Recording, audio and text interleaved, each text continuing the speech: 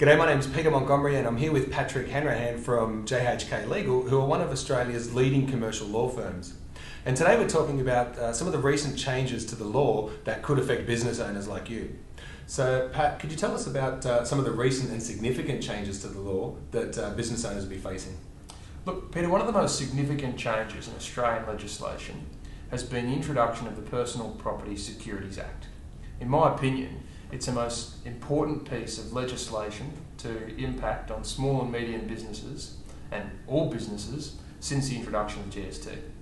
Okay, could you give us some examples then of the types of businesses that could be affected? Oh, Peter, this act is so wide it affects all businesses, whether that be manufacturers, you've got tradesmen, you've got even leasing companies, you've got finance companies, you've got really, it also covers businesses that provide services as well.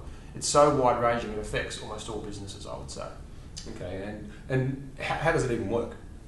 Look, essentially as is otherwise known, the PPSA sets up the Personal Property Securities Register.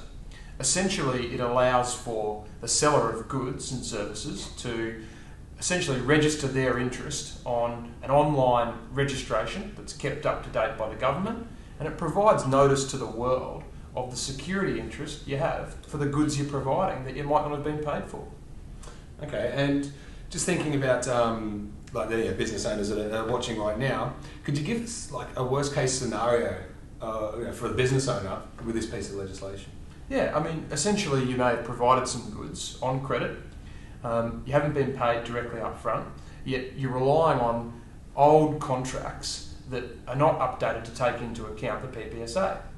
As such, you're not providing your registration on the register, and realistically, you could be going so far as putting yourself at risk of losing your goods to another party because you haven't registered.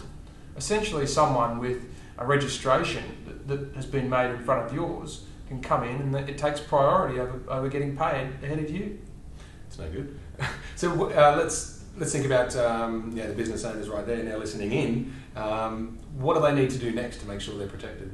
Look, Peter, it's essential that they go and see credit control because the most important thing is getting their contracts and their terms and conditions updated so that they are compliant with the PPSA. They need to be able to have valid registrations in place for when they're providing goods and services on credit. I think they should go and speak to EC Credit Control about it.